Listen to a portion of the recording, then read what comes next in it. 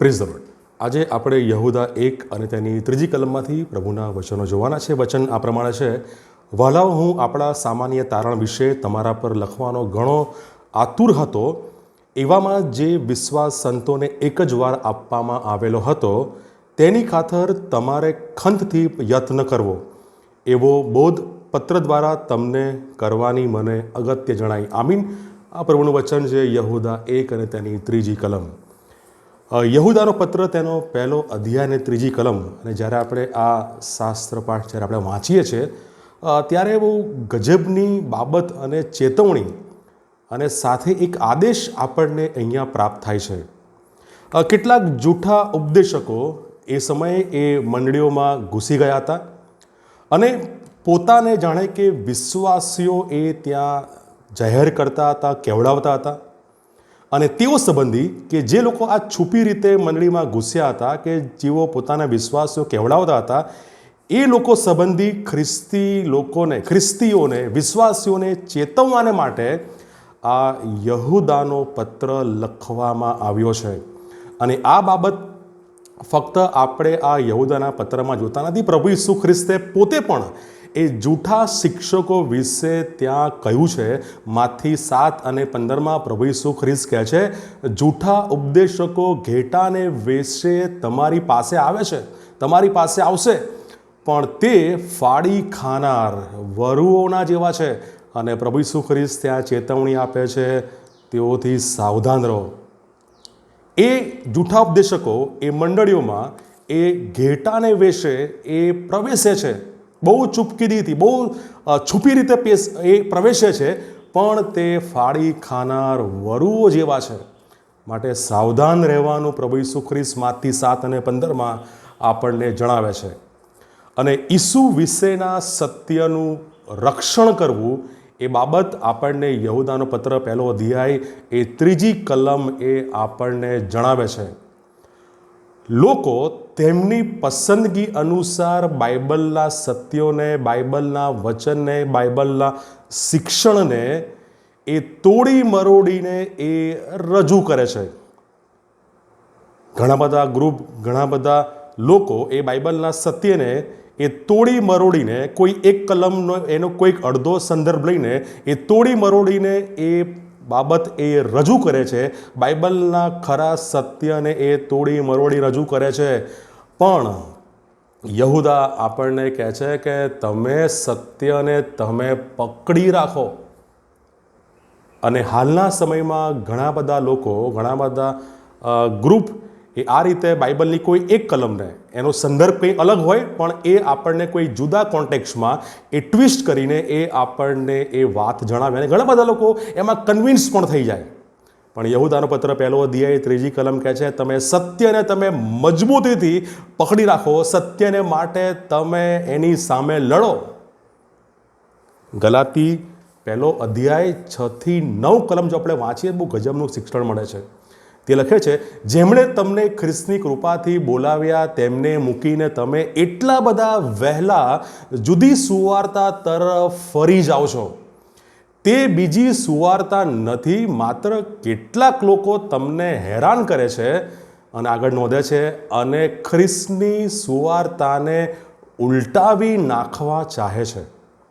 એ સમયે પણ ખ્રિસ્તની સુવાર્તાને ઉલટાવી નાખવાના પ્રયત્નો લોકો કરતા હતા. એ પ્રમાણે એ લોકો મંડળીઓમાં પેસતા હતા. અને આજના સમયે પણ ઘણા બધા લોકો છે કે જે ખ્રિસ્તની સુવાર્તાને ઉલટાવી નાખવાનો પ્રયત્ન કરે છે. માટે એવા લોકોથી, એવા શિક્ષણથી આપણે સચેત સાવધાન રહેવાની એ જરૂર છે. ખોટું શિક્ષણ, ખોટા ઉપદેશકો, ખોટા શિક્ષકો બહુ જ છુપી રીતે એ મંડળીઓમાં ઘૂસપેઠ કરે છે, આપણા કુટુંબોમાં એ ઘૂસપેઠ કરે છે. અને પ્રેરિતોના કૃત્યો 20મો અધ્યાય 29 થી 30 કલમ એ આપણને કહે છે, દયા નહીં રાખે એવા ક્રૂર વરુઓ, કેવો શબ્દ વાપરેલો છે, ક્રૂર વરુઓ તમારામાં દાખલ થશે. આ ચેતવણી અગાઉથી આપણને મળેલી છે પ્રભુના વચનોમાં. પ્રેરિતોના કૃત્યો 20મો અધ્યાય 29-30 કલમ, કે તેઓ ક્રૂર વરુઓ તમારામાં દાખલ થશે. કેવા? દયા નહીં રાખે એવા. અને શિષ્યોને પોતાની પાછળ ખેંચી જવા માટે અવળી વાતો બોલશે. એ સમયે પણ પ્રભુના શિક્ષણની વિરુદ્ધની વાતો, અવળી વાતો એ બોલતા હતા. અને આજે પણ એ પ્રભુના સત્ય વચનોથી વિરુદ્ધની બાબતો, અવળી વાતો એ આજે પણ એ લોકો, એ ક્રૂર વરુઓ, એ જૂઠા ઉપદેશકો એ આજે પણ એ બોલે છે, એ આપણી આગળ રજૂ કરે છે. સત્યને જાણવાને માટે યહૂદાનો પત્ર 1 અધ્યાય એ આપણને એ સત્યને જાણવાને માટે એ આહ્વાન આપે છે. સત્યને પારખવાને માટે પ્રભુના વચનો પણ આપણને કહે છે, અને ખોટા શિક્ષણનો સામનો કરવાને માટે પણ પ્રભુના વચનો આપણને જણાવે છે. ઇંગ્લિશમાં શબ્દ છે ટુ કન્ટેન્ડ. એનો અર્થ થાય છે to fight, to compete, to struggle. અને આપણી ગુજરાતી ભાષામાં જે લખેલું છે ખનથી યત્ન કરવો, એનો અર્થ છે લડવું, બચાવ કરવો, એની સામે મક્કમતાથી ટકી રહેવું, એનો અર્થ છે. આપણી સામે જ્યારે પ્રભુના સત્ય વચનોથી વિરુદ્ધનું, વિપરીતનું જ્યારે વચન, એ વાત કોઈ આપણને કહે તો આપણે એની સામે પ્રભુની મદદથી, પ્રભુના સત્ય વચનોની મદદથી લડવાની જરૂર છે. ના કે આપણે એને સાંભળી લઈને કન્વિન્સ થવાની, એવું બાઇબલ કહેતું નથી. એની સામે લડવાની જરૂર છે. એ માનવાની કોઈ પણ રીતે જરૂર. જો આપણે પ્રભુ ઈસુ ખ્રિસ્તને સત્ય વચનોને જો આપણે વાંચ્યા છે, સાંભળ્યા છે, સ્વીકાર્યા છે, તો ખોટા શિક્ષણની સામે આપણે લડવું જ રહ્યું. અને આ બાબત પ્રેરિત પાઉલ 2 કોરિન્થી 10 અધ્યાય 5મી કલમમાં કહે છે, અમે મિથ્યા વાદ વિવાદ કરનારાઓને તથા ઈશ્વરના જ્ઞાનની વિરુદ્ધ જે કોઈ માથું ઉચકે તેની તોડી પાડીએ છે. જે કોઈ ઈશ્વરના વચન, ઈશ્વરના સત્ય, ઈશ્વરના જ્ઞાનની વિરુદ્ધ જે કોઈ માથું ઉચકે તેને તોડી પાડીએ છે. અને દરેક વિચારને વશ કરીને ખ્રિસ્તની આધીનતામાં લાવીએ છીએ. પ્રેરિત પાઉલ કહે છે 2 કોરિન્થી 10 અધ્યાય 5મી કલમ કે જે મિથ્યા વાદ વિવાદ કરે છે, જે ખોટું શિક્ષણ ફેલાવે છે, બાઇબલના સત્યોની વિરુદ્ધની વાત, ઈશ્વરના સત્યોની વિરુદ્ધની વાત ફેલાવે છે, એ બધા લોકો કે જે ઈશ્વરના જ્ઞાનની વિરુદ્ધની વાત કરે છે, ઈશ્વરના વચનની વિરુદ્ધની વાત કરે છે, ખ્રિસ્તના સત્યની વિરુદ્ધની વાત કરે છે, એ બધા જે એ લોકો માથું ઉચકે છે તેને તોડી પાડીએ છે. અને દરેક વિચારને વશ કરીને ખ્રિસ્તની આધીનતામાં લાવીએ છીએ. ખ્રિસ્તી વિશ્વાસને માટે શું આજે આપણે ખ્રિસ્તી સત્ય, ખ્રિસ્તી શિક્ષણ અને ખ્રિસ્તના જે વચનો છે, શું એની માટે આપણે શું આજે આ પાઉલની જેમ જે કોઈ માથું ઉચકે શું એને તોડી પાડવાને માટે શું આપણે તૈયાર છે?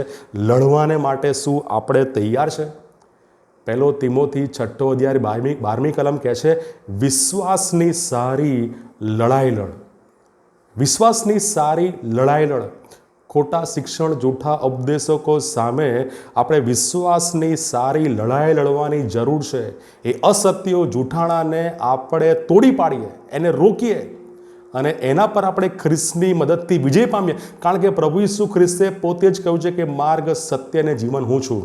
પ્રભુ ઈસુ ખ્રિસ્ત એ પોતે એ સત્ય છે.